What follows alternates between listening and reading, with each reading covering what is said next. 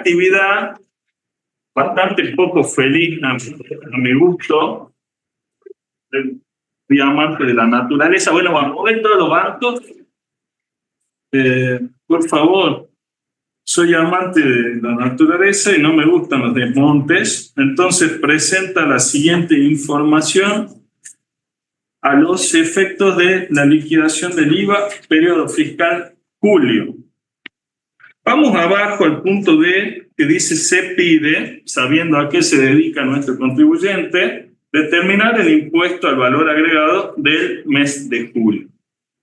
Para ello tenemos importes netos de IVA de corresponder y a su vez tenemos una indicación que la sociedad cumplió con todos los requisitos del Sistema de Información Simplificado Agrícola, SISA, con la correspondiente resolución general que lo reglamenta, que es la 4310 de AFIP, hoy ARCA, y sus modificatorias.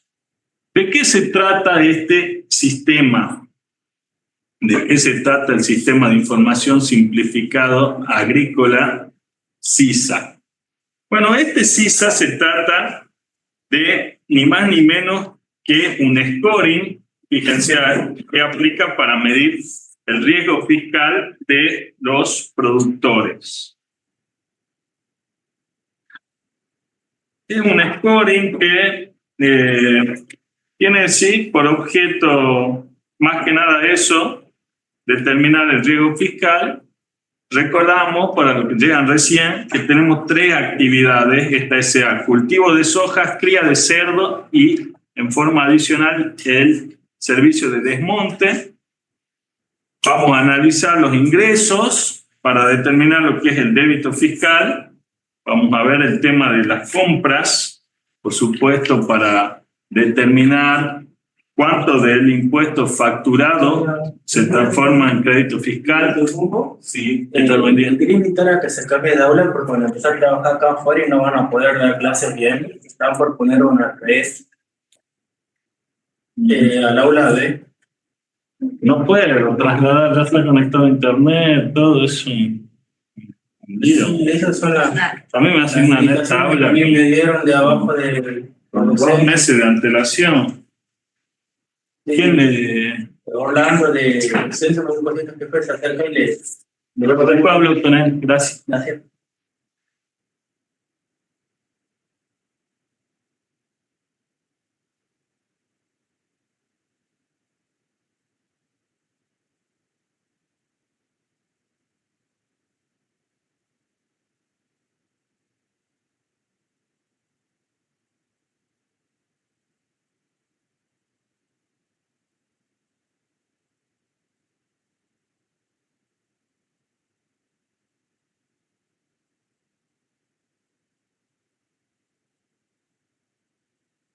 Pero acá de la universidad nos están pidiendo un cambio de aula. Si es así, por un tema técnico y de tiempo, no vamos a poder ir a la clase vía Zoom. Así que seguirán presenciales y ustedes, los que están virtuales, los remito a que vean el video del año pasado, porque la clase es la misma. Así que de ser así, yo ahora voy a continuar y si es necesario, continuaré con los alumnos presenciales.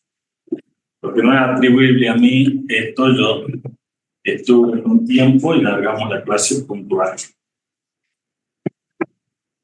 ¿Vamos a quedar acá o...? Por ahora nos vamos a quedar acá y si nos molestan nos trasladamos de aula y nos desconectamos de Zoom. Y los compañeros de Zoom se van a la plataforma a ver la clase que está de los videos. Así que ya me han sacado totalmente de este tema. Vamos a analizar los ingresos. Por un lado, como tenía ideada la clase para hoy, que analicemos los ingresos y le demos el tratamiento rápidamente. Veamos lo que es todo lo que es la normativa aplicable para respaldar ese tratamiento que proponemos en la solución y que ustedes ustedes me vayan ayudando con la lectura del artículo pertinente que citemos en la solución.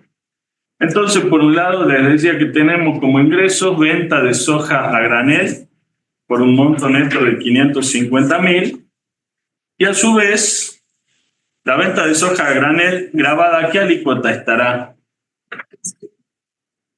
¿Y por qué sabemos que está al 10,5? ¿Ya tuvieron teoría de este tema? ¿Qué quiere decir a granel? Venta de soja a granel, ¿cómo sería?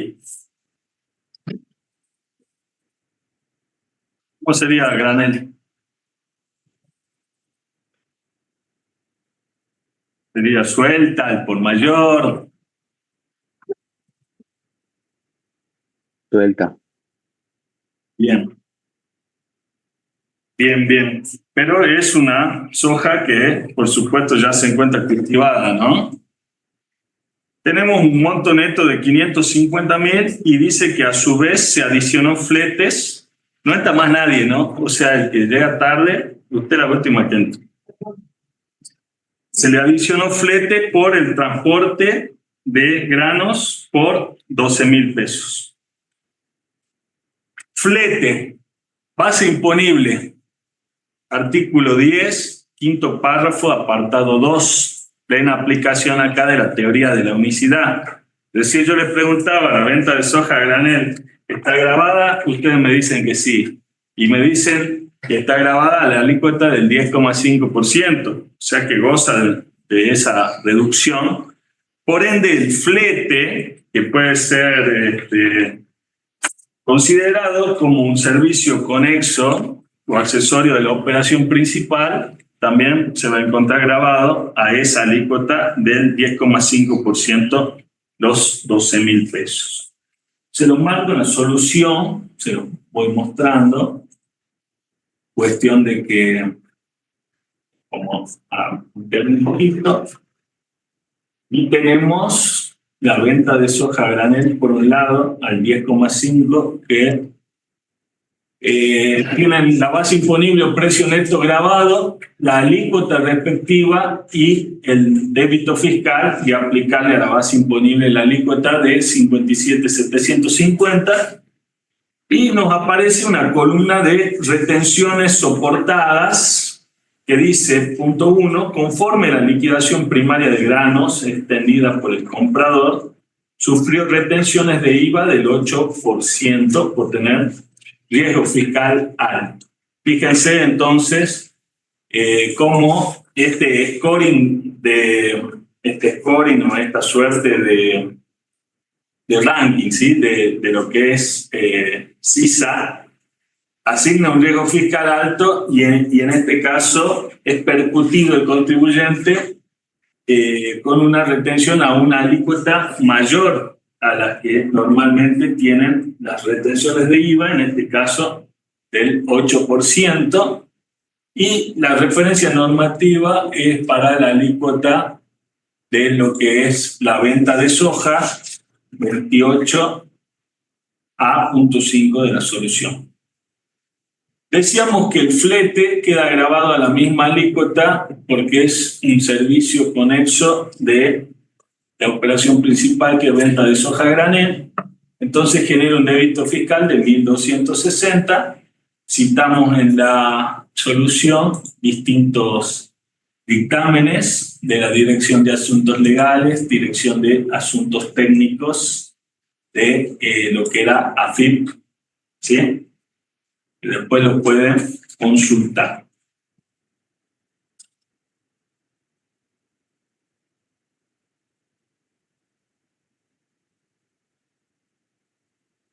Punto 2. Punto 2. Dice que tenemos una operación de venta de ganado porcino en pie, es decir, de ganado vivo, por 150.000 pesos. ¿A qué alícuota va a estar sujeta esa operación?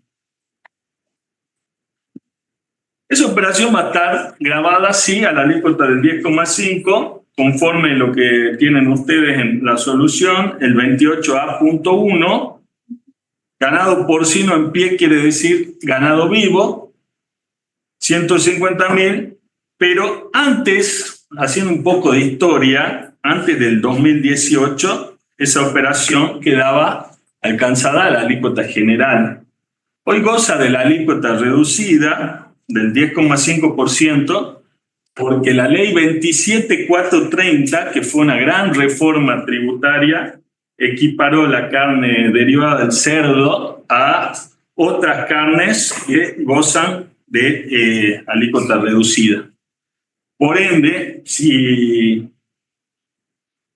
nos situamos antes del 2018, esta operación estaría grabada a la alícuota del 21%, y hoy se encuentra sujeta a la alícuota del 10,5%. La nota de color para hacer historia nada más. Fíjense que tienen ahí en la solución, en lo que es, paso a mostrar, 28A1 del boletín oficial con la instauración de lo que fue la 27430, el 29 de diciembre del 2017, siempre para fin de año, se caracterizaban por introducirse grandes reformas, la vigencia de hechos imponibles que se perfeccionen a partir del 1 de febrero del 2018. Por supuesto, esto ya quedó muy atrás en el tiempo. Lo que me interesa que sepamos que hoy venta de ganado porcino se graba a la alícuota del 10,5%.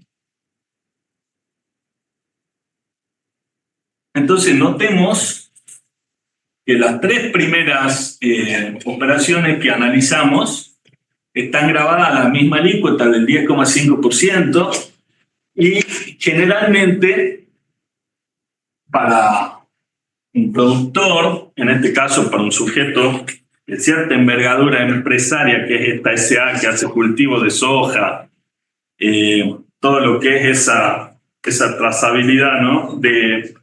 de integración, digamos, horizontal con el cerdo, que seguramente se alimenta también de esa soja que cultiva y a su vez hacen desmonte, van a insumir para prestar sus actividades, van a insumir de ciertos elementos, ciertos gastos, y normalmente esos gastos están sujetos a la alícuota general, con lo cual en el tiempo el denominador común de este tipo de contribuyentes es que tienen saldo a favor en lo que es el IVA, porque si sus operaciones de venta quedan grabadas al 10,5% y sus operaciones de compra y gastos quedan alcanzados a la alícuota general del 21%, eso nos puede ocasionar saldos a favor. Aparte, los importes de ventas van a ser lógicamente mayores a compras para que pueda subsistir la actividad. Y si no tienen dudas hasta acá, que no es complicado esto, no reviste dificultad, pasaríamos al punto siguiente. Escucho a alguien que habló de Zoom. Sí, ahí le quería preguntar algo. Sí. Ahí está el servicio de flete que factura la sociedad anónima, está al 10,5%. Pero ¿El si flete? él contrata, sí, si él contrata a un tercero para hacer el servicio de flete, esa compra o ese tercero, ¿a qué alícuota facturaría el servicio de flete? A la sociedad anónima, digamos. Para la sociedad anónima, el servicio de flete quedaría sujeto igualmente a la alícuota del 10,5%, el servicio que la SA le facture a un tercero, ya sea que lo preste con medios propios o ajenos. No, claro, por eso le pregunto.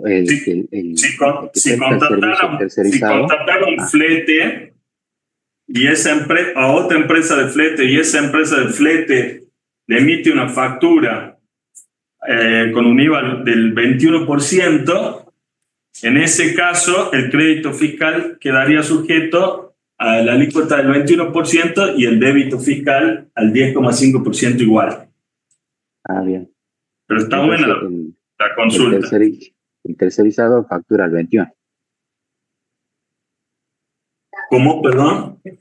El tercerizado, o sea, la empresa que presta el servicio de flete, que es otra, digamos, Sí, tercero, esa factura el 21% a sí, la sociedad. sí, así. Ah, bien, perfecto, entendí. Bueno, pasamos al punto 3. El punto 3, estoy en la parte A de ingresos, nos habla de servicios de desmontes prestados a productores agropecuarios por un monto de 90.000 pesos y de 23.000 servicios de labranza para cultivo de poroto. Entonces acá tenemos labranza por un lado, 23.000, monto neto, y lo que es servicios de desmonte por 90.000. ¿Qué tratamiento le damos a los servicios de labranza? Síganme con la lectura del 28b.1. ¿Quién lo va a leer? Acá, a la compañera lo va a leer en alto, por favor. Bien, artículo 28. En B.1 dijo, ¿no? Las siguientes obras, locaciones y prestaciones de servicios vinculadas con la obtención de bienes comprendidos en los puntos 1, 3 y 5 del inciso A. 1. Labores culturales, preparación, roturación, etcétera, del suelo. 2. Siembra y o plantación. 3. Aplicaciones de agroquímicos. 4. Fertilizantes o aplicación. 5. Cosecha. Bien. Cuando hablamos habla de labores culturales, todas esas labores culturales, los 23.000 pesos, son para preparación, roturación, etcétera, del suelo. ¿Para qué? Para su cultivo. Por ende, esas actividades o esos servicios quedan sujetos a la alícuota del 10,5%. El servicio de desmonte no es como un servicio, si me permiten la expresión, anterior a las labores culturales, en procura de mejorar el terreno o el campo, de hacerlo apto para poder plantar algo que después se cultive. Por ende, no queda comprendido dentro de las, entre comillas, labores culturales que les mencionaba, de preparar el suelo, roturarlo, etcétera, para el cultivo. Por ende, lo que habla de labranza los 23.000 serían en este ejemplo, va agravado al 10,5% y el servicio de desmonte al 21%, los 90.000. Desmonte sería como previo, entonces vamos a marcarlos. Eso genera los respectivos débitos fiscales al 21% y al 10,5%. Y uno entra dentro de lo que es el 28B, que después, véanlo, 28B.1, y el otro, el desmonte, no queda comprendido en servicios de labranza. Tenemos en el punto siguiente una cuestión que siempre trae algún tipo de dudas. En este tipo de actividades y de modalidades también es común que todo lo que es bienes de uso, cosechadoras, etcétera, se vayan recambiando, se compren y se vendan. Por ende, nosotros, cuando asesoramos contribuyentes que se dedican a esta actividad, tenemos que tener en cuenta determinadas cuestiones que por ahí nos exceden y requieren de una interdisciplinariedad. Por ende hay que acercarse a lo que son ingenieros agrónomos, a lo que son veterinarios, etcétera, para que nos asesoren a nosotros para determinadas cuestiones, por supuesto, para que después nosotros podamos brindar nuestro servicio profesional con la idoneidad correspondiente. Entonces dice el punto 4 que vendió una cosechadora en 425.000 pesos y esa cosechadora se encuentra incluida en la nomenclatura común del Mercosur y tenemos una partida, esa partida es la 84335100 y resulta que esa cosechadora era utilizada para la recolección de soja. Entonces acá tenemos lo que es la venta de un bien de uso. ¿Qué le suena a venta de un bien de uso? A la compañera le suena el artículo 4, pero el artículo 4 es de sujetos. ¿Por qué le suena el artículo 4? En el párrafo tercero de la extensión de la actividad.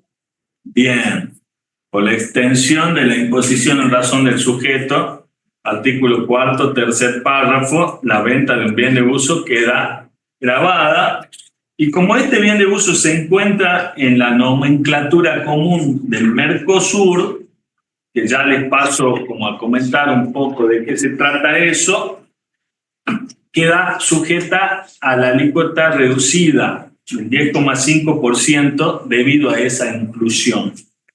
¿Qué es la nomenclatura común del Mercosur? Porque ustedes ven que nos habla de una codificación y dentro de esa codificación tenemos cosechadoras y trilladoras. Entonces en esa suerte de código 84335100 existe como un sistema armonizado de lo que es designación y codificación. Como les decía, la nomenclatura común del Mercosur sirve para todo lo que son exportaciones e importaciones, o sea, intercambios comerciales. Entonces, este sistema de codificación lo que permite armonizar y clasificar esas mercaderías que se importen o exporten entre los estados que conforman el Mercosur. Por eso es nomenclatura común del Mercosur. Ese es su objeto, esa es su finalidad. Nosotros teníamos en la plataforma, tenemos una publicación, acá si no me equivoco es de Repar, donde tenemos todo lo que son las posiciones arancelarias, digamos. Fíjense, por ejemplo, a ver, vamos a la parte 84. 84 sería el capítulo. ¿Qué sería el 84? Tenemos lo que son reactores nucleares, calderas, máquinas, aparatos, todas cosas raras, artefactos mecánicos. Estoy compartiendo, no sé si se ve en el Zoom. Estoy compartiendo en la pantalla. ¿Se ve o no se ve lo que es? No se ve. Bueno, entonces voy a compartir toda la pantalla. Así lo pueden ver todos. Está en la plataforma esta planilla anexa de alícuotas reducidas. Nos ayuda bastante. Les decía que tenemos, por ejemplo, 84, 10, lo que sería el capítulo 84 es, el primer número sería como el capítulo. Turbinas hidráulicas, por ejemplo. Tiene un número aparte, los segundos dos dígitos, 8410, vamos a ver, estoy en el ejemplo que yo estaba viendo. 8410-1100.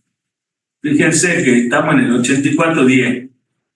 84 serían las turbinas hidráulicas, ese sería el capítulo. El 10 sería lo que sería un subcapítulo que habla de turbinas y ruedas, Y dentro de esas turbinas y ruedas tenemos la partida, por ejemplo acá la partida 11, ¿sí? De una potencia inferior o igual a 1000 kilowatts. Entonces, más o menos para que lo entendamos un poco, sepamos para qué se usa, sirve esto más que nada para lo que es comercio exterior, como les decía, nos da esta planilla anexa un listado bastante engorroso de operaciones de intercambio comercial de mercaderías para saber a qué alícuota se encuentran sujetas y, por supuesto, a lo que nos interesa a nosotros, si están incluidas dentro de esta planilla anexa, gozan de la alícuota reducida.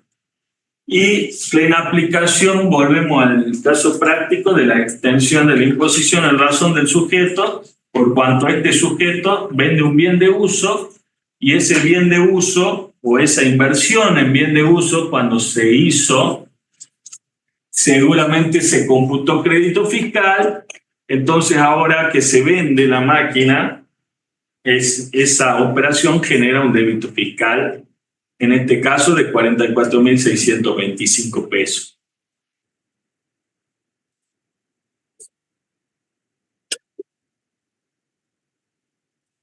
Voy a ir a lo que es el planteo. Voy a ir a lo que es el planteo, al punto siguiente. ¿Hay dudas con respecto a esto de la nomenclatura común del Mercosur? Extensión de la imposición de razón del sujeto es algo que venimos viendo ya también. Estaba en el punto 5 ahora. El punto 5 nos habla de notas de débito emitidas y esas notas de débito, por esas notas de débito emitidas, ¿qué son las notas de débito? ¿Pero qué son la nota de débito en sí misma? ¿Qué es? ¿No? ¿Qué sería? Un comprobante. Un comprobante accesorio, secundario. Sí, escucho. Un comprobante que ¿qué? Un comprobante que corrige las facturas en monto mayor. Exactamente, como bien dice el compañero acá, es un comprobante que lo que hace es operar como un factor de corrección de una factura por cuestiones de tipo, ¿cómo les puedo decir? Por cuestiones de tipo inciertas a la hora de la operación principal. Por ejemplo, se emite una factura porque se vende algo al fiado con un precio y si esa factura se cancela en un determinado tiempo, lleva intereses a 30 días, a 60 días y a 90 días y se le da la posibilidad al cliente de que lo cancele conforme su disponibilidad financiera o su voluntad, lo que quiera hacer. Pero como al momento de la venta al fiado no conocemos cuál va a ser el momento de pago, porque no podemos hacer futurología, entonces utilizamos esos comprobantes accesorios, como ser la nota de débito o la nota de crédito, para así poder hacer el factor de corrección. Entonces dice que tenemos nota de débito emitida en el mes 6.700 en concepto de intereses por pago fuera de término de venta de soja.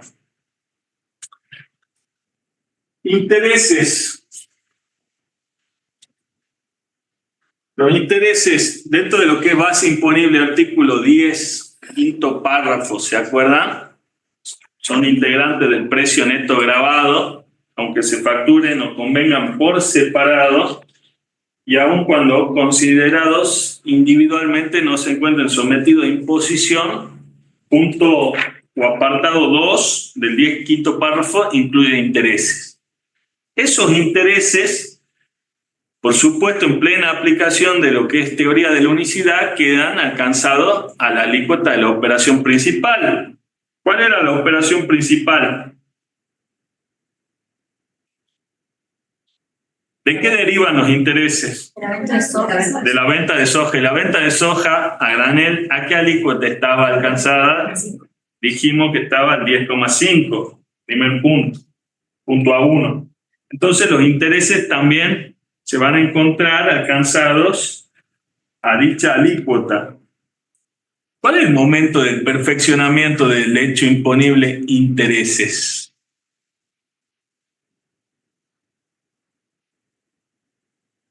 ¿Cuál será? Emisión de la nota de débito. No, con la emisión de la nota de débito lo que hacemos es decirle al cliente no solamente se debe la factura, sino que también se deben estos intereses. Pero ¿cuándo se perfecciona? ¿Cuándo tiene que ingresar el que financia los intereses?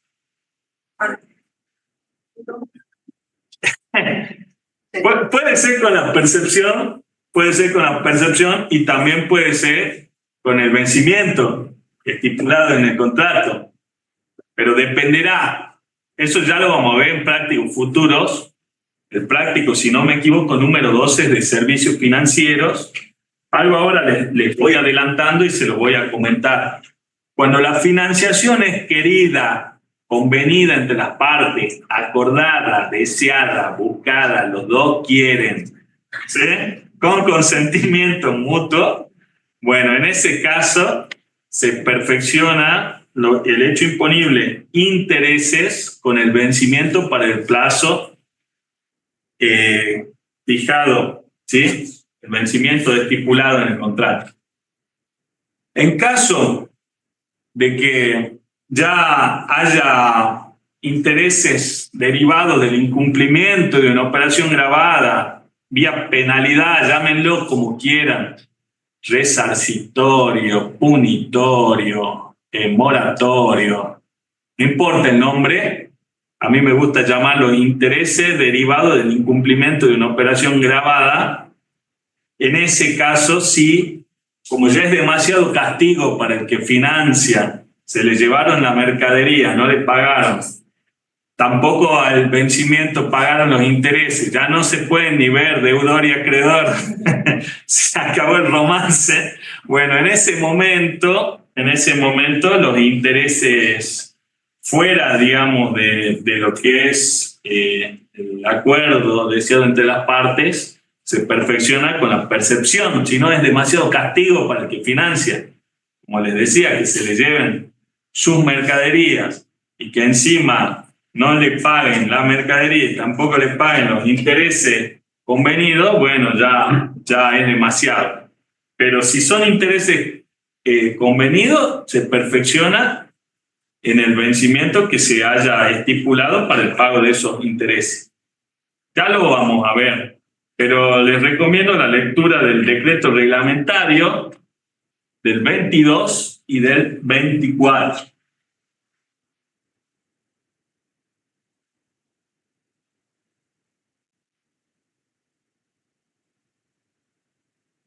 Estos intereses, como decía, son de incumplimiento por pago fuera de término, son de incumplimiento de una operación grabada. Por eso habla de la solución del artículo 24, primer párrafo del decreto reglamentario. Pero no importa el nombre, no lo llamen resarcitorio y punitorio, porque esa denominación es de la ley de procedimiento tributario de la 11683 y puede llegar a confusión. ¿Estamos? Punto 6 sería. Ven que vea.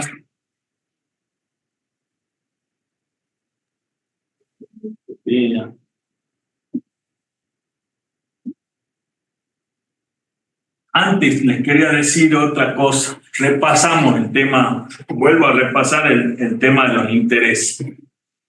Decíamos que si la venta de soja está al 10,5, por teoría de la unicidad, los 6.700 de intereses quedan grabados también al 10,5. Por el 10 quinto párrafo, punto 2. A su vez, citaba la solución el 24 del decreto reglamentario de servicio financiero, un tema que no hemos visto, por eso me estoy deteniendo para explicarlo. Ahí decimos que hay que distinguir si los intereses o la financiación, mejor dicho, es querida o no querida.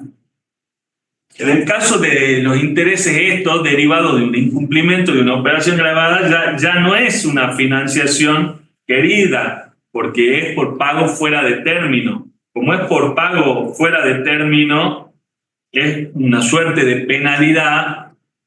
No son punitorios, pero si quieren, hay una penalidad porque es consecuencia del incumplimiento de una operación grabada. La ley no dijo nada con respecto a cuándo se perfecciona el hecho imponible, pero el decreto reglamentario en el 24, primer párrafo, sí complementa, hace las veces de aclaratorio y complementario, como tiene que ser un reglamento, y no irse más allá del espíritu de la ley, porque si no se deriva en un exceso y eso es inconstitucional.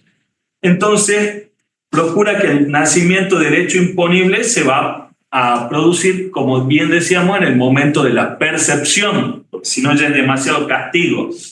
Pero en la ley sí habla de una financiación, distinguiendo, esta es la no querida, la que comentaba recién, y la ley habla de una financiación acordada por el contribuyente, contractual de común acuerdo, y esa sí tiene como nacimiento el hecho imponible, el punto 5b7, el vencimiento del plazo para el pago del rendimiento. Ese 5b7 en realidad está previsto para entidades financieras, pero la ley, cuando el sujeto es una entidad financiera, pero la ley, genéricamente hablando, para todo tipo de sujetos que financien, el perfeccionamiento del hecho imponible va a estar dado por el vencimiento del plazo, digamos, para el pago que se haya estipulado para ese rendimiento. ¿Se entiende esto o no? Distinguimos dos, la buscada y la no buscada. Cuando el contribuyente tuvo el propósito de financiar a su acreedor y darle plazo para que éste no solo le pague la deuda capital de la mercadería, sino que como le vende al fiado y se la va a pagar después por esa cuestión de financiación y de valor tiempo del dinero, entonces para esa financiación, aunque no la cobre, tiene que ingresar el débito fiscal, el respectivo vencimiento. En cambio, cuando ya encima que no cobró eso, hay otro tipo de intereses por penalidad derivado del incumplimiento de una operación grabada, bueno, en ese caso sí acerca el vencimiento del hecho imponible, digamos, el perfeccionamiento, mejor dicho, del hecho imponible, ya no al vencimiento, sino a la percepción. Si eso les queda claro, a la clase del práctico 12 no tienen ni que venir, pero no, tampoco así, pero bueno. Sépanlo, me detuve en la explicación y me extendí bastante, sépanlo que lo preguntamos en los finales y fallan bastante y no es difícil. Todo lo que es artículo 5, en IVA no hablamos ni de percibido ni de devengado, hablamos de momento de generación del débito fiscal, momento de perfeccionamiento del hecho imponible. Entonces, son muy importantes los momentos, por lo menos tenerlos en la cabeza genéricamente hablando, para venta de cosas muebles, cuando hay prestaciones de servicio y, bueno, algunas cuestiones particulares, como las obras sobre inmuebles propios, posterior venta, obtención de bienes de la naturaleza, servicios financieros, Profe, etcétera. o sea, acá la distinción o la diferencia sería, como usted explicó, en el perfeccionamiento del hecho imponible. Pero la tasa de alícuota que aplicamos sigue siendo la de la operación principal. O sea, sigue a la operación principal. La alícuota del IVA sí, Okay. pero a su vez puede haber, no hay que confundir la tasa de financiación también, ¿no? Porque unos intereses acordados pueden tener una tasa y ya cuando son intereses derivados de incumplimiento pueden tener una sobretasa. Exacto. Una pregunta. Punto 6. Y terminamos con los ingresos. El punto 6 nos dice que entregó en comodato herramientas del campo a un productor vecino, las cuales le fueron restituidas en el mes de agosto. ¿Qué periodo estamos liquidando? Julio. Y acá hay un comodato, presta las herramientas.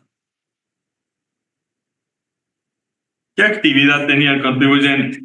Cultivo de soja, cría de cerdo y servicio de desmonte. ¿Esta operación tiene alguna consecuencia para el impuesto al valor agregado? Es un comodato. ¿Qué es un comodato? ¿Ah? Es un préstamo. Y ese comodato es gratuito, o sea, no oneroso. Por ende, queda afuera de la gravabilidad del impuesto esta operación.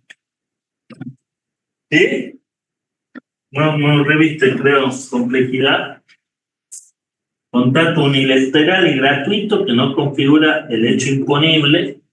Tienen la fuente ahí, dictamen 89/92.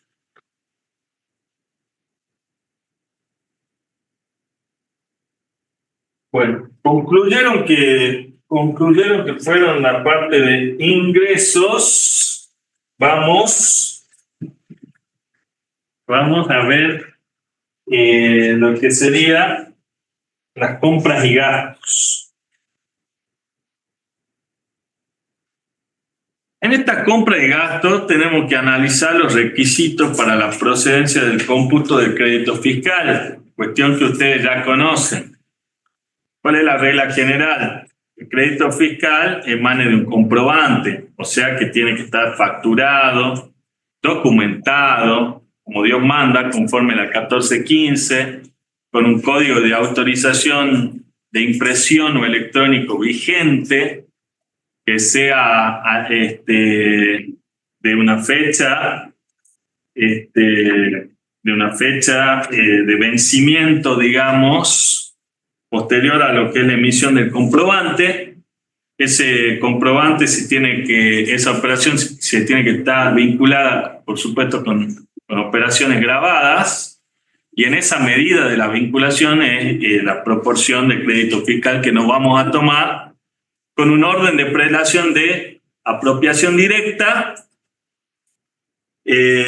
prorrateos específicos, si hay una unidad de negocio clara e individualizada que nos brinde una información más certera respecto de la vinculación, y si no, de última ratio, el prorrateo general tiene que estar a nombre de quien pretenda computarlo. Ese sujeto, quien pretenda computarlo, tiene que ser responsable inscripto, tiene que ser una factura A, decíamos, con IVA discriminado, tiene que haber nacido el débito fiscal para la contraparte, entre otros requisitos, y en cuanto al pago hay que cumplir con lo que establece la ley de prevención de la evasión fiscal, más conocida como ley antievasión vulgarmente, que nos dice que los pagos superiores a 1.000 pesos tienen que encontrarse bancarizados o tienen que haberse cumplimentado con medios autorizados por el Banco Central de la República Argentina.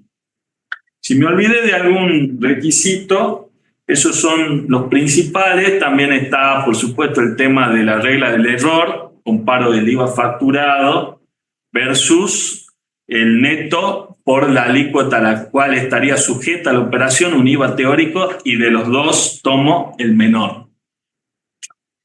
Y si me olvidé de algún otro requisito, me lo harán recordar conforme vamos analizando los casos.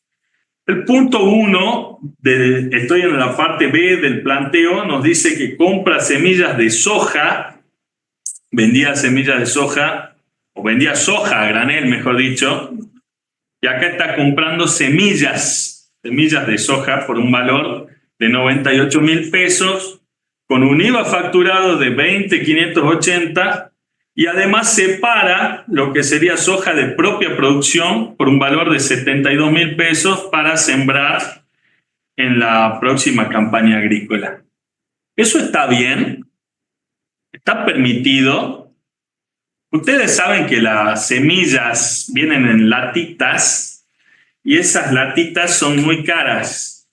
Bueno, aparte de ser muy onerosas, tienen mejoramientos de tipo genético para todo lo que son las inclemencias, luchar contra las inclemencias de la naturaleza. Están preparadas para el frío, están preparadas contra pestes, etcétera. Por eso les pregunto, separar semillas de propia producción.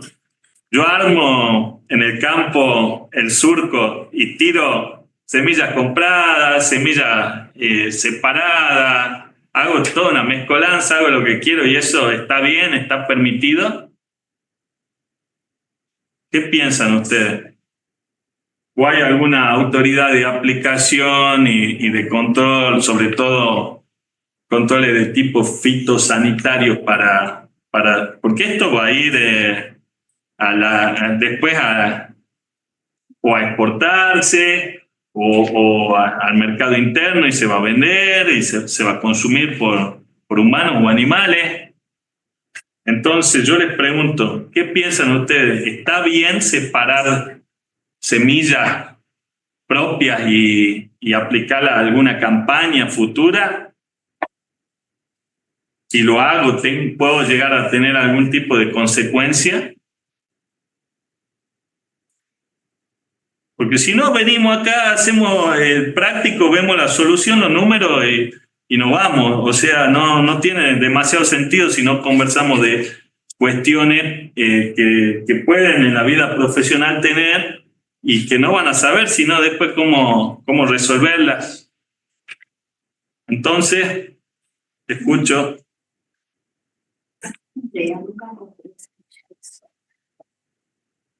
No es nuestro fuerte lo agropecuario, pero... No, es que no es nuestro fuerte lo agropecuario, para mí tampoco. Es más, le diría, si les tengo que ser brutalmente honesto, no contraten con agropecuarios porque nunca tienen plata una vez al año y si es que le va bien.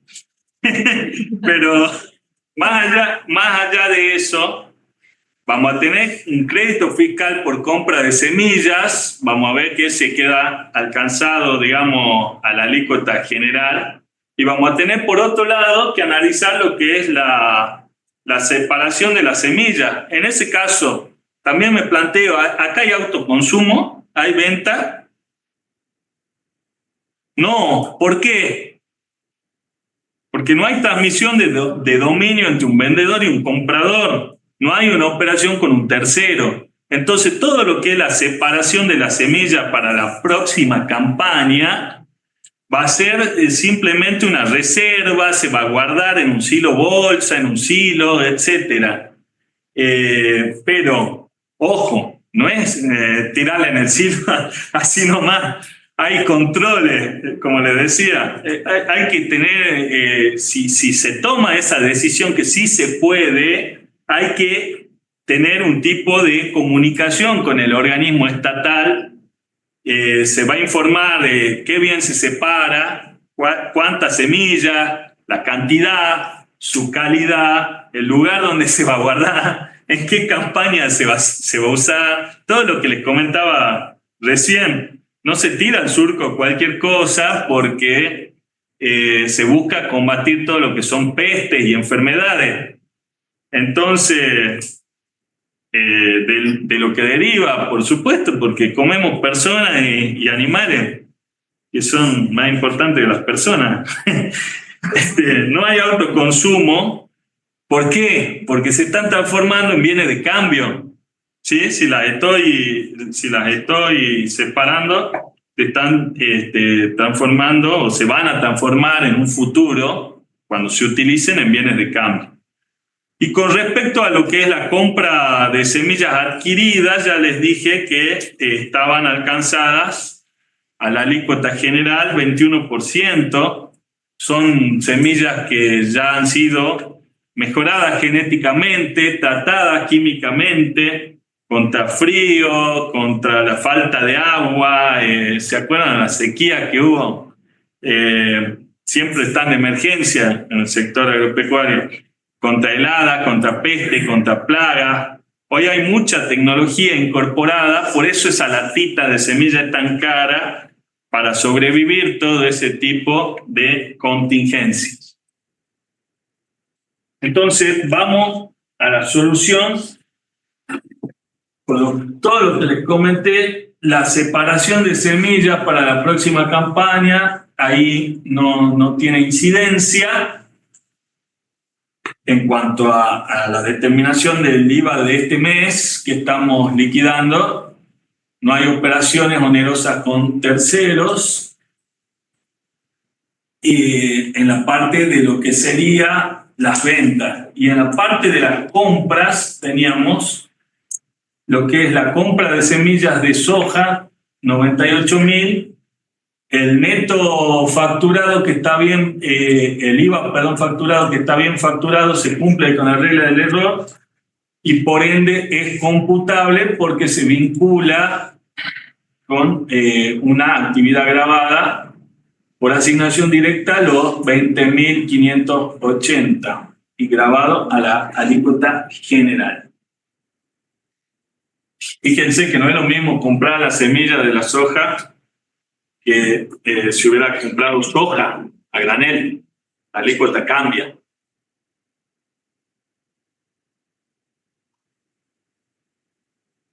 Porque toda esa tecnología incorporada genera, por supuesto, un valor agregado. ¿Dudas? ¿Tenemos dudas o no? Tenemos sueños nomás. Bien. Bueno, por lo menos somos honestos y decimos las cosas. Eso es sano, ¿no? Decirse las cosas en la cara. Eso es amor del bueno, como dicen ahora. Bien entendido. Vamos a ver El B2. el B2. Gracias. Compra de fertilizantes. Acá hubo todo un tema con los fertilizantes que van a ser utilizados en cultivo de maíz. 25.000, un IVA facturado de 2.630 y para afectarlo a la próxima campaña. Y dice, ver punto C1, esa operación no se encuentra sujeta a canje. Ya vamos a charlar de lo que son las operaciones de canje, pero más o menos ustedes conocen la modalidad. Hay un vendedor que le entrega o le presta un servicio a un productor y ese productor, cuando coseche, le va a cancelar, digamos, ese servicio o esos bienes que le fueron entregados.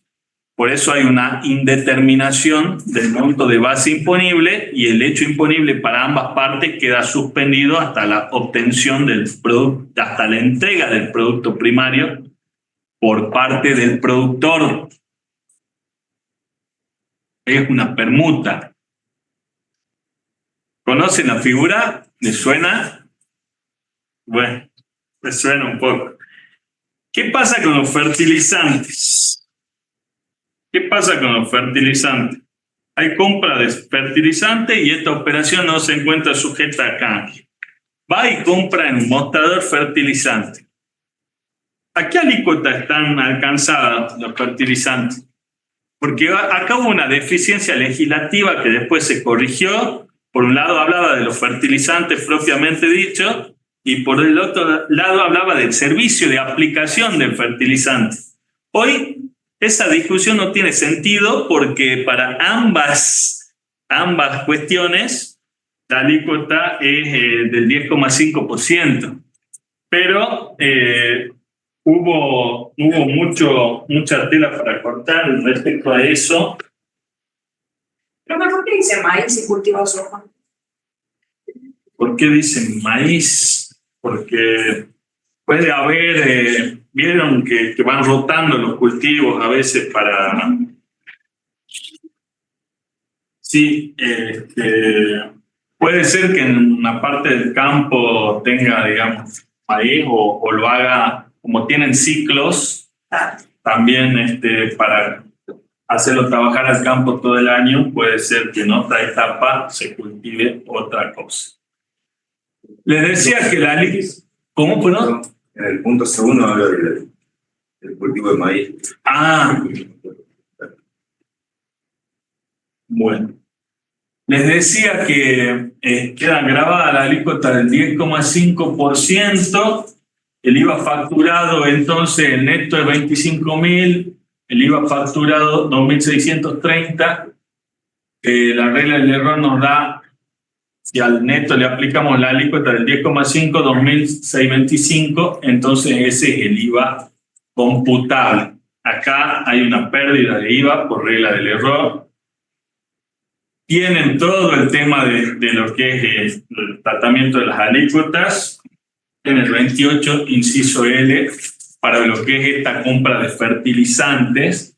Y creo que en el punto siguiente, punto 3, se recibe un servicio de fumigación y también hay aplicación de fertilizantes a las plantaciones de soja, abonando 69.000 pesos con un IVA facturado de 7.245. Estaríamos en el punto 3, ¿no es cierto? Acá sí hay que hacer una serie de distinciones. Hay servicio de fumigación y aplicación de fertilizantes para soja. Ese servicio de lo que sería fumigación y aplicación de fertilizantes para soja está grabada la alícuota del 10,5% y está bien facturada. Pero, ¿cómo sé si esas obras, locaciones o prestaciones de servicio vinculadas a obtención de bienes quedan grabadas a la alícuota del 10,5 o no? Bueno, hay una cuestión en este artículo 28b, yo se lo voy a escribir en el pizarrón y lo voy a ir comentando si es que no se ve si es que no toma la cámara. Estamos en el punto B3. Tratar de escribir grande. No se ve, pero... No se va a ver igual. Bueno, servicio ¿de qué es? Fumigación.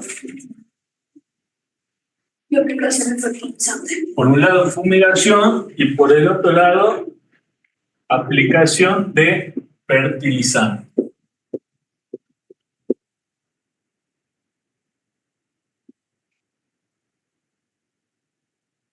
Si nos vamos a la ley del IVA, está previsto en lo que es el artículo 28, inciso B, todo lo que son los servicios, pero van a estar al 10,5%.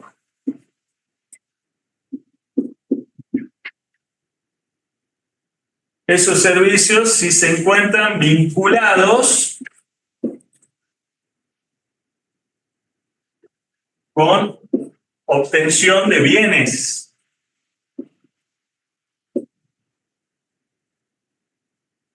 Obtención de bienes. Pero ¿qué tipo de bienes? De los puntos 1, punto 3 y punto 5 de lo que sería el inciso A. Entonces, ¿qué tipo de bienes son? Obtención de bienes de la naturaleza, por supuesto. Punto 1, ¿de qué hablaba? Animales vivos. El punto 3. De frutas y legumbres y hortalizas. Frutas, legumbres y hortalizas. Perfecto.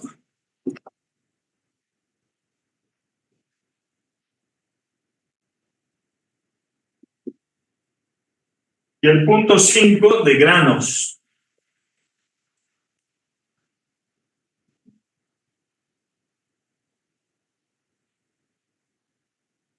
Entonces, ¿qué tipo de servicios, van a estar alcanzados al 10,5%? Los servicios vinculados con la obtención de animales vivos, frutas, legumbres y hortalizas y granos del inciso A, dice el 28B. Pero hay una limitación también, o límite.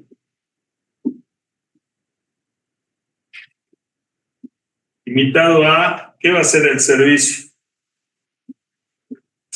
¿En qué va a consistir? ¿No me van siguiendo con la ley? Servicios que son labores culturales. Siembra, plantación.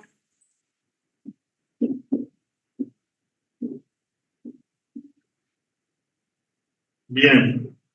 ¿La fumigación entraría como una aplicación de agroquímico? Claro. Bien. Labores culturales hasta la cosecha. Todo lo que son servicios de labores culturales hasta o previos cosecha van a ir entonces al 10,5%, siempre y cuando se vinculen con este tipo de obtención de bienes. Y ustedes me dirán, ¿y los posteriores?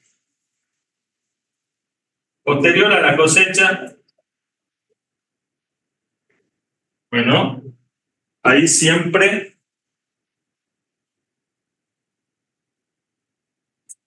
hay 21%.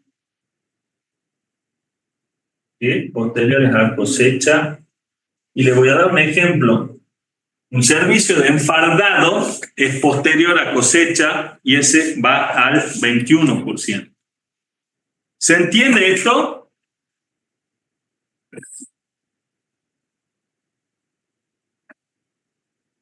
Lo de Zoom lo llegaron a entender o no, porque me detuve como escribiendo y por ahí seguramente en el pizarrón no se ve la cámara.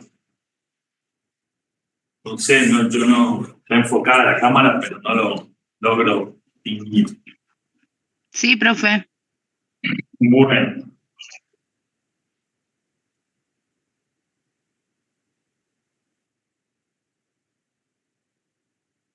Repasando entonces. Por un lado tenemos la compra de fertilizantes. Estábamos en el 5B3, esa compra de fertilizantes al 10,5%. Y por el otro lado tenemos, ese era el de los 25.000, grabado al 10,5%. Y después el otro es el de los 69.000, tienen que ser para que queden a la alícuota el servicio, en este caso de labores culturales, hasta cosecha, van a ser al 10,5%, siempre y cuando se vinculen con la obtención de animales vivos, fruta, legumbres, hortalizas y grano. Y en este caso, el servicio de fumigación y aplicación de fertilizantes se vincula con soja. ¿Soja qué es? Grano, legumbre, hortaliza. Lo dejo a tu criterio, como decía la filósofa. Bueno, Yuyo, había un presidente, no presidenta, presidente, pero mujer, que decía que era un yuyo, el yuyo de las hojas, ¿se acuerdan o no? Bueno, vamos al punto siguiente, punto 4. Así vemos lo de la operación de canje, que es, creo, lo más importante. Estos puntos son bastante sencillos. Vamos a ver que en el punto 4, compra materiales compra materiales de construcción para edificar un galpón por un monto de 46.500, un IVA de 9.765, y resulta que paga en efectivo el contribuyente. Y ustedes saben que por los requisitos de la procedencia del cómputo del crédito fiscal, las operaciones superiores al ridículo monto de 1.000 pesos hay que bancarizarlas. Bueno, acá pagó en efectivo, pero el contribuyente cuenta con toda la documentación que respalda y prueba la operación. Entre ellos tienen mail de pedido, factura, remito conforme de recepción del bien, pago del flete, la incorporación del bien alimentario de los bienes de uso del galpón. El galpón se incorpora dentro del anexo de bienes de uso como un bien de uso más. O sea que una operación desde un punto de vista fiscal veraz. La operación es real, existe, hay un montón de pruebas, pero la ley 25.345 de ley anti-evasión o de prevención de evasión fiscal tiene ese propósito, bancarizar las operaciones superiores a 1.000 pesos. Les decía recién que tienen que instrumentarse su pago por los medios autorizados por el Banco Central. Pero el contribuyente tiene un montón de pruebas en el mail del pedido, tiene la factura, el remito conforme de la recepción, puede tener pago de un flete, puede tener la incorporación del bien alimentario, puede tener recibo de pago, puede tener una retención practicada en oportunidad de pago también. O sea, el contribuyente puede munirse de un montón de elementos probatorios a la hora de computar ese IVA facturado como crédito fiscal y a su vez, en este caso, computar en el impuesto a las ganancias como un alta de bien de uso, el galpón ese o la factura del gasto, que como es una inversión, la regla general dice que hay que deducirla vía amortizaciones, porque el galpón subsiste más de un ejercicio fiscal. Resulta que había una vez un contribuyente que se llamaba Miguel Mera. Este Miguel Mera Miguel Ángel, era un contribuyente que tuvo una situación similar a la que planteamos en un caso jurisprudencial de corte del año 2014, que también se han escrito ríos de tinta con respecto a que se sostenía, o la doctrina sostenía, que había una colisión normativa. Estaba por un lado el debate si era ¿qué primaba? ¿Ley nueva o ley vieja? O ley especial versus ley general. La ley especial sería la 11.683 y la ley general sería esta, la ley anti-evasión. Mera va a la justicia porque se le impugna, digamos, la deducción de un gasto en ganancias por el importe neto, y a su vez se le impugna el cómputo del crédito fiscal en el IVA.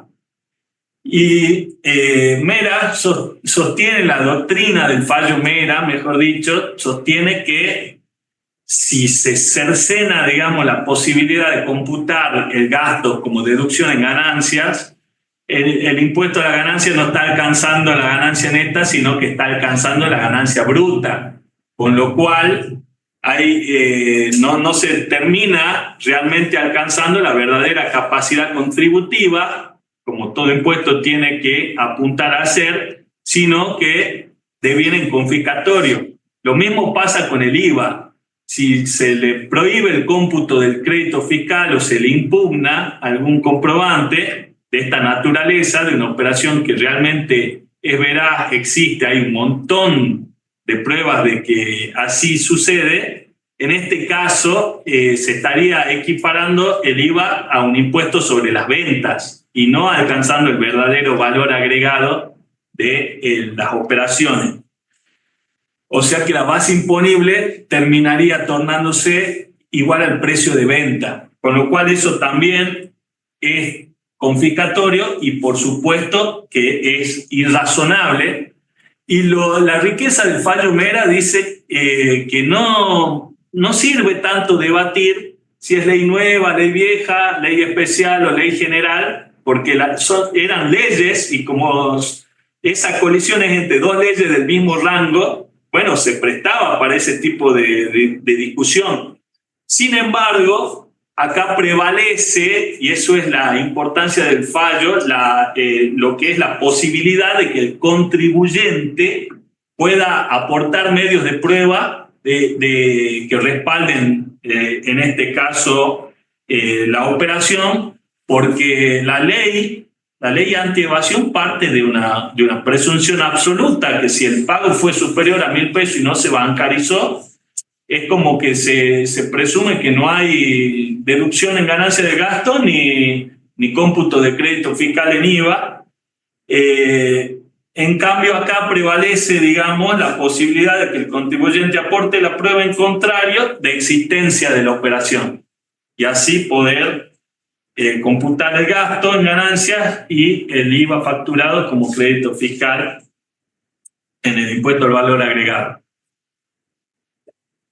¿Qué pasó acá entonces? ¿Qué sentido le vamos a dar a la solución? Vamos a computar el crédito fiscal y lo que digo siempre, ojo, porque si bien este fallo fue a favor del contribuyente, el fallo de Miguel Ángel Mera para hacer valer su derecho tuvo que ir a la justicia. ¿Por qué? Porque la jurisprudencia argentina es aplicable al caso concreto, no tiene efecto erga omnes. Entonces, cuidado a la hora de no tener pagos bancarizados y ojo también en otro impuesto, en el impuesto al cheque, porque ahí sale adverso al contribuyente. Si bien en IVA y en ganancia, bueno, se permite, en el impuesto sobre débitos y créditos se le termina determinando esa diferencia que no se ingresó. Por supuesto con los accesorios y multa le corresponde. Bueno, acá le damos el sentido de computarlo el crédito fiscal por una cuestión de primacía de la existencia de la operación. Vamos al punto siguiente, dentro del B, compras y gastos, el 5, tiene honorarios pagados a un veterinario que es monotributista por servicios prestados durante el mes de junio, 4.000 pesos que se cancelaron en julio, mes que estamos liquidando. En julio el monotributista le factura servicios de junio. Y ustedes saben que el responsable del monotributo no transmite crédito fiscal. ¿Por qué? ¿Qué factura emite? Bien, letra C, donde el neto es igual al total y no hay IVA discriminado. Entonces no genera crédito fiscal las operaciones realizadas de compra con monotributista. Eso ya lo venimos viendo también. Sin embargo, este tipo de comprobantes, cuando ustedes vean en la práctica o trabajen, también hay que informarlos en lo que es la declaración jurada del servicio web F2002 de AFIP. Se informan complementariamente también las compras y gastos con monotributistas. Punto que sigue. También tiene su razón de ser, la inclusión en este caso práctico de fantasía de la cátedra.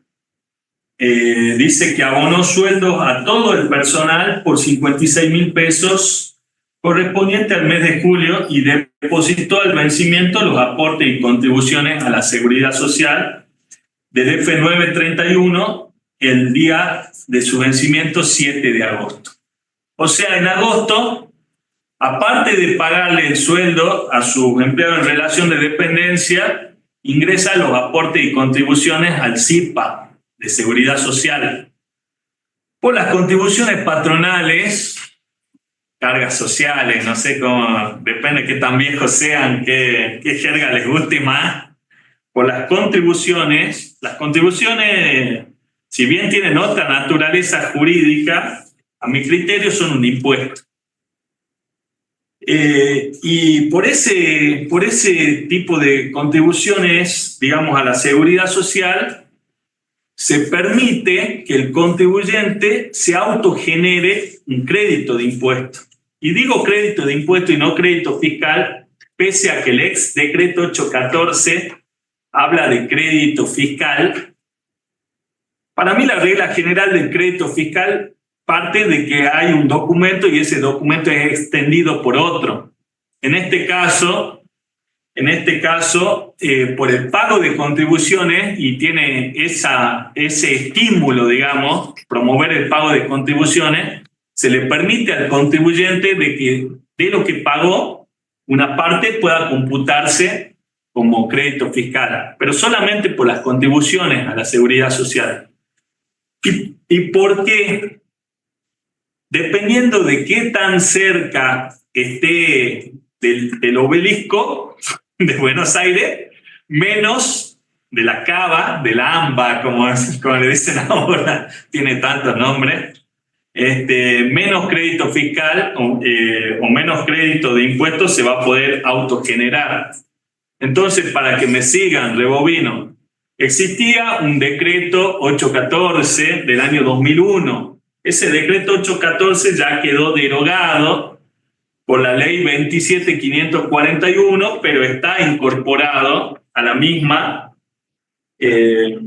Habla que para Salta, lo que sería Salta y Gran Salta, puedo computar un 7,30% de lo que pagué de contribuciones, de las contribuciones abonadas, no devengadas, sino pagadas. Y para el resto de Salta, ya cuando sería fuera de 50 kilómetros a la redonda de la capital, un 8,0 algo, 808, no sé cuánto, 805, algo así, no importa, número. Es autogenerado por pagar las contribuciones, o sea, por el pago de otro tributo, contribuciones a la seguridad social. ¿Y cuál es la filosofía? Que hay un insumo en la producción, que es la mano de obra que se está pagando, y por tener esa empleado en relación de dependencia, mano de obra, como les guste llamarlo, se busca, digamos, alcanzar el verdadero valor agregado de la actividad y para alcanzar el verdadero valor agregado se le permite al contribuyente en esta suerte de licencia o beneficio que se compute algo de lo que paga como crédito fiscal, promoviendo también el pago de las contribuciones en términos. Ahora, ¿qué pasa si lo pago después? Si resulta que en diciembre pago todas las contribuciones que no pagué en todo el año. ¿En diciembre me puedo computar el crédito fiscal o lo perdí?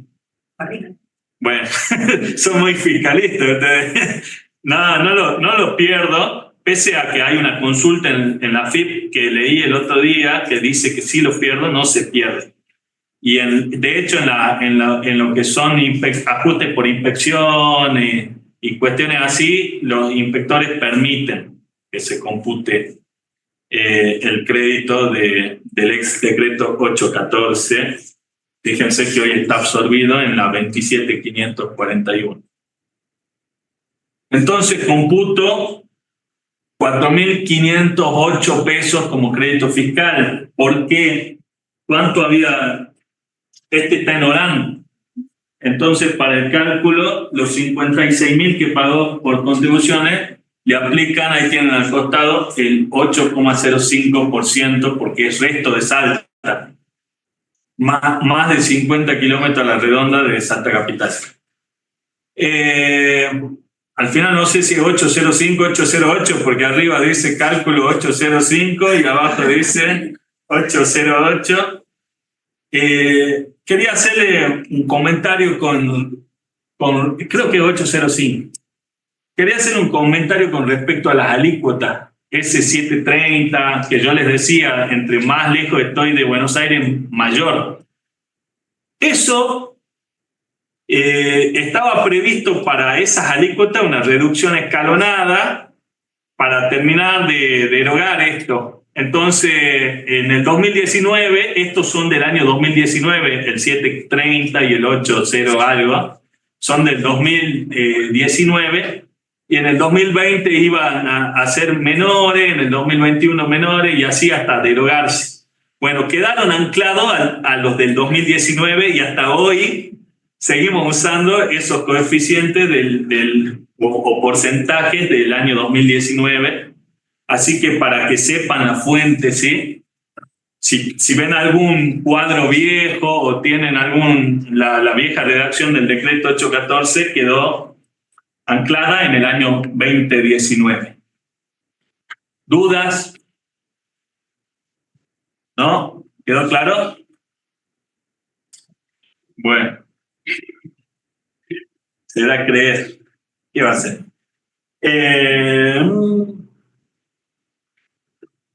Tenía un punto inconcluso, que es la operación de canje, a la cual todavía no llegamos, y vamos a ver el punto C1 ya en otros datos.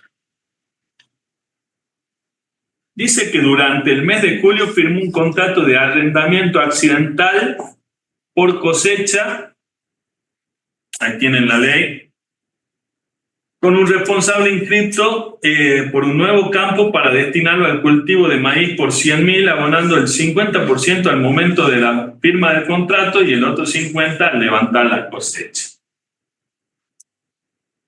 Acá, ¿qué es? Locación de inmuebles. ¿Qué tipo de inmueble? Rural. De acuerdo a la nomenclatura catastral, por supuesto que tenga ese inmueble, pero es un inmueble rural que se afecta a una actividad agropecuaria. Entonces, para el arrendador, ¿cómo está esa operación? ¿Grabada o exenta? Exenta.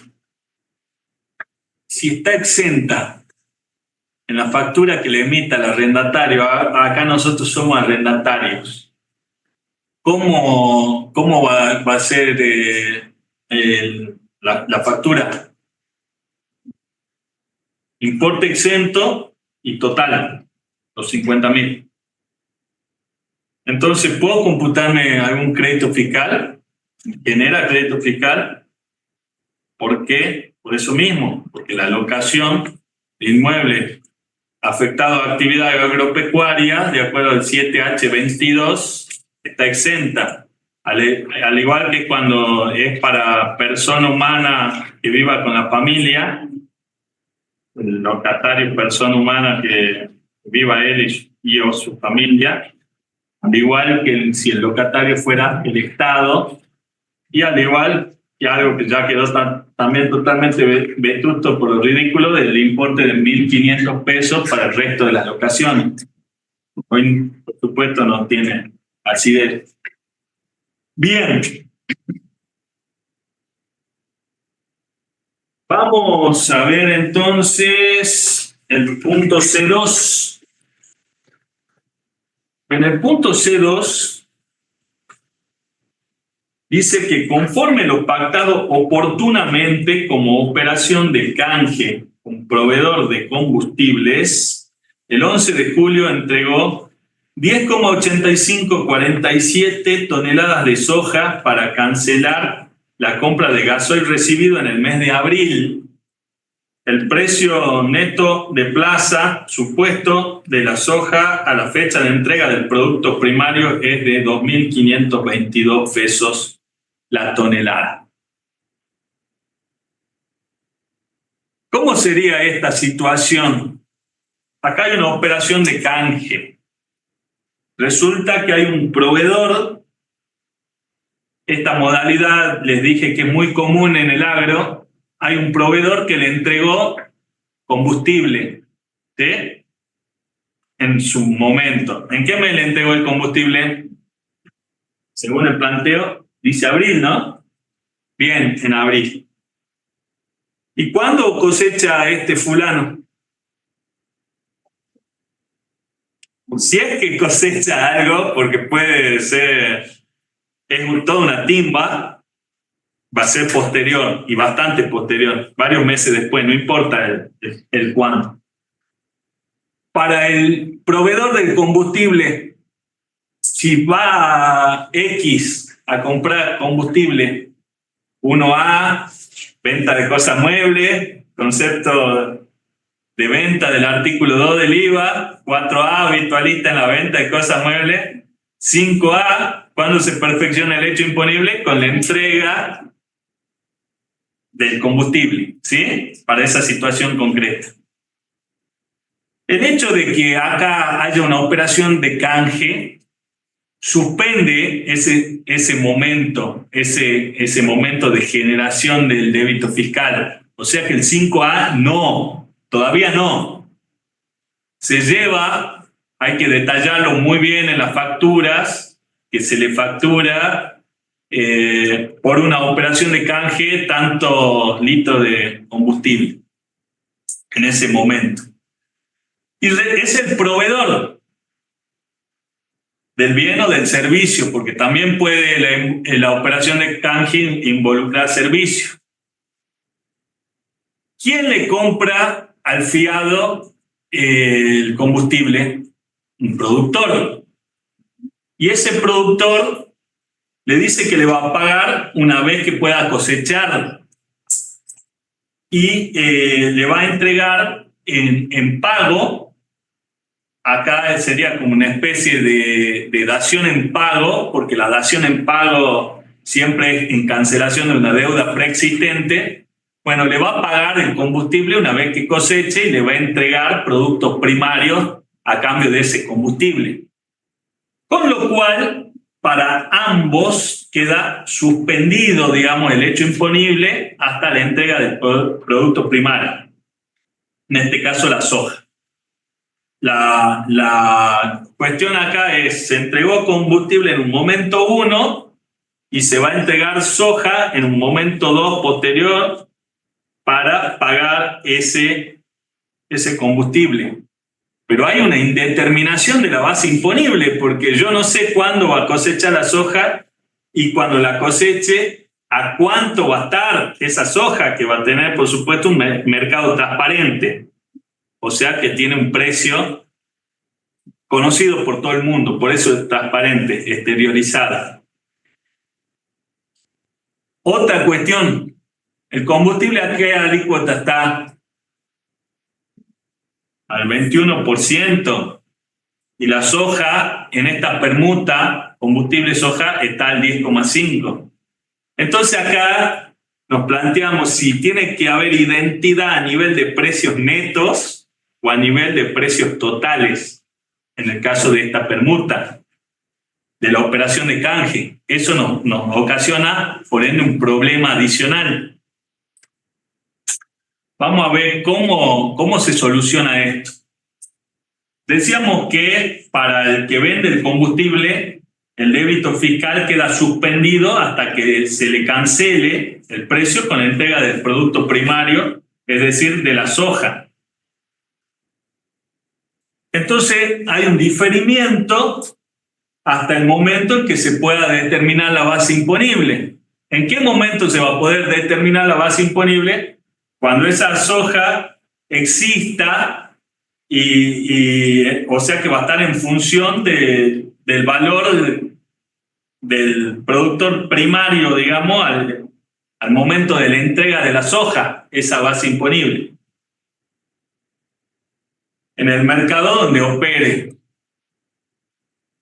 Entonces, dentro de lo que es base imponible, artículo 10, el cuarto párrafo dice que para ambos la base imponible va a ser el valor de plaza de los productos el día de la entrega de esos productos. Está todo pactado esto, ¿no? Por eso la importancia, les decía, de no solamente de instrumentarlo, sino también de en las sucesivas entregas de combustible que se detalle bien que corresponde a una operación de canje por una entrega contra una entrega futura de un producto primario, en este caso la soja. Fíjense que el planteo nos decía, C1, que no C2, perdón, que termina entregando al proveedor de combustible 10,8547 toneladas de soja. ¿Cuál era una de las actividades? Cultivo de soja, pero cultivo para coleccionarla, no, para venderla, ¿sí? Entonces, cuando le entrego la soja en cancelación o en dación en pago del combustible, ¿hay venta o no hay venta? Sí. ¿Hay base imponible o no?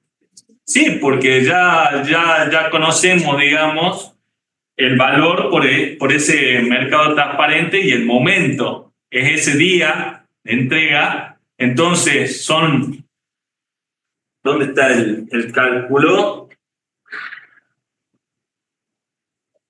Tendría que ver las 10,8547 por el valor de la tonelada y el precio neto de plaza, porque el 10 cuarto párrafo de la ley dice que la base imponible para ambos va a ser el valor de plaza de los productos primarios en el día de la entrega de esos productos.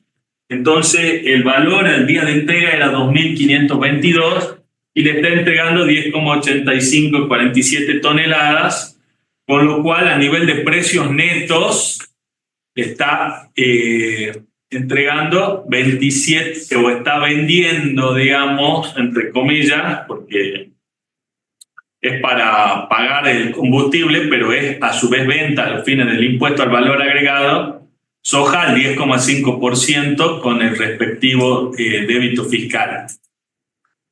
¿Me siguen hasta acá?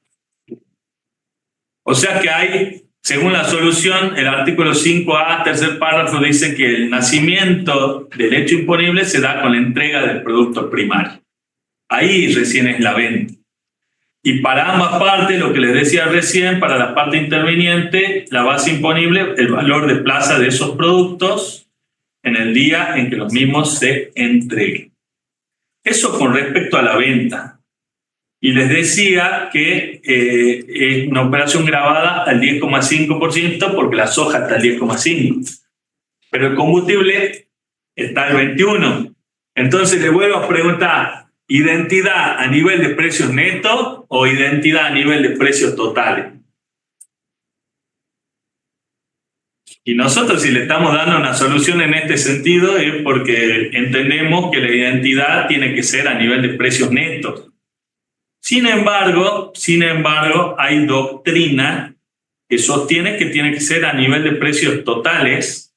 Ustedes tienen ahí, aparte, en otra solapa, digamos, del Excel, ejemplos, que ya algo les voy a mostrar, pero vamos al crédito fiscal porque nosotros sostenemos que a nivel de precio neto, fíjense que es el mismo importe, los 27, vamos a marcarlo con verde, 27,375 con 55, como en la parte de ventas y en la parte de compras a nivel de precios netos en ambos casos, con distintas alícuotas.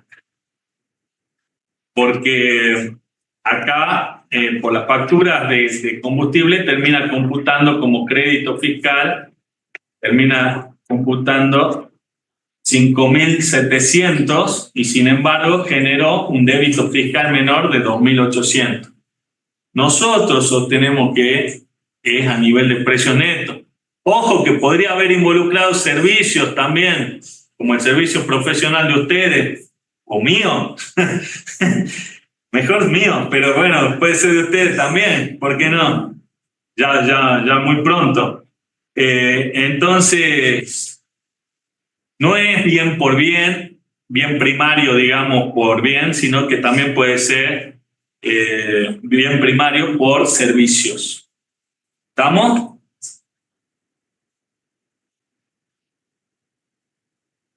Los honorarios profesionales, ya que estamos hablando de eso, ¿a qué alícuota se factura? 21%. Bueno, el crédito fiscal computable del periodo es 50.000. Estaba marcando verde amarillo, más brazuca que nunca. Carioca, vieron que ahora Angelotti es el técnico de Brasil o va a ser técnico. Ojalá que le vaya mal. Que siga el furor de la escaloneta y que ellos sufran como sufríamos nosotros en los 2000, la Copa América, cuando quedábamos afuera. Me acuerdo una vez íbamos ganando 1-0, le faltaban 5 minutos y entró Adriano y nos vacunó. 2 goles hizo y en el 2005 creo que también nos metieron 3-0, no me acuerdo qué era. Me acuerdo que lo sufría mucho yo a eso. Gracias a Dios esa paternidad cambió. Bueno, el débito fiscal del periodo son los 144.000, los 144.277. El crédito fiscal son los 50 que punteamos recién. El saldo técnico del periodo sería la diferencia, pero tengo un arrastre del saldo técnico del periodo anterior, punto C3, de 123.000. Con lo cual, esto es, ¿por qué técnico? Porque débito contra crédito, IVA, mecánica de liquidación por sustracción, débito fiscal menos crédito fiscal. Técnicamente, tendría a favor, primer párrafo, tengo a favor con el arrastre del saldo del periodo anterior, el saldo técnico, tengo a favor 29.000. Pero ¿qué pasa? ¿Por qué tengo a favor? Porque el débito fiscal del periodo es superior al crédito fiscal del periodo. Entonces ahí técnicamente tendría que ingresar la diferencia entre los 144 y los 50. Sin embargo, como en otros meses el crédito, digamos, excedió al débito, hubo un saldo técnico que se compensa contra débitos fiscales futuros. O sea que tiene una utilización restringida ese saldo técnico del primer párrafo del artículo 24. Y así lo dice un fallo de los años 80, ya viejo, al cáliz de la Patagonia, que el saldo técnico del primer párrafo es un saldo utilizable contra débitos fiscales futuros, o sea que es un crédito en expectativa, que queda en expectativa de la generación de nuevos débitos fiscales para poderse compensar o utilizar. Ahora tengo un ingreso directo, tenía una retención sufrida de 44.000. Ese ingreso directo va al segundo párrafo, las retenciones del mes, y también tenía un arrastre de saldo de libre disponibilidad del periodo anterior, que eso me va a dar un nuevo saldo a favor de libre disponibilidad del periodo, sumados los dos, los 44 con los 34, de 78.000.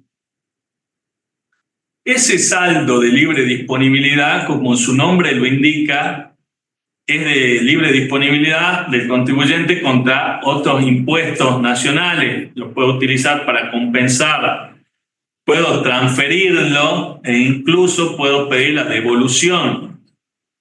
Generalmente se utiliza contra otros impuestos nacionales, por ejemplo, anticipo de impuesto a la ganancia, podría ser. Los intereses de esos anticipos también podrían compensarse. contra el propio impuesto a las ganancias también, ¿por qué no? Seguridad social no, ¿por qué? Porque está el fallo Urquía-Peretti que prohíbe, digamos, compensar lo que son saldos de impuestos contra seguridad social. Lamentablemente, ese fue un fallo que la Corte falló por un tema político en ese sentido, pero no tiene lógica y como les decía antes, yo sigo sosteniendo que las contribuciones por lo menos se deberían poder compensar, no los aportes, pero sí las contribuciones con saldos de libre disponibilidad. Sin embargo, aún hoy no se puede. Y me queda la duda cuando el contribuyente actúa como agente de retención del impuesto a las ganancias en oportunidad de pago por retenciones que él practica, si se puede compensar o no, porque el sujeto termina siendo el mismo, pero cuando yo le pago a un proveedor y le retengo, es como que le amputo del mismo pago y le doy menos plata y un papelito, que es la constancia de retención. Esa plata que retengo y tendría que retener e inmediatamente depositar, me queda la duda si realmente se puede, como es un impuesto que en realidad es de otro, me queda la duda si realmente se puede compensar o no se puede compensar. No sé si yo no, hace tiempo que no lo hago, entonces no recuerdo en este momento si se puede o no, pero entiendo que el fisco no quiere eso. Algunos dicen que sí se puede. Así que bueno, lo dejo en suspenso y bueno, dudas. Si no, hasta acá llegó mi amor y nos vemos cuando nos veamos. Y las notas ya van a estar esta semana, así que bueno, no sé cómo descargar la asistencia de la de grabar gracias al Zoom.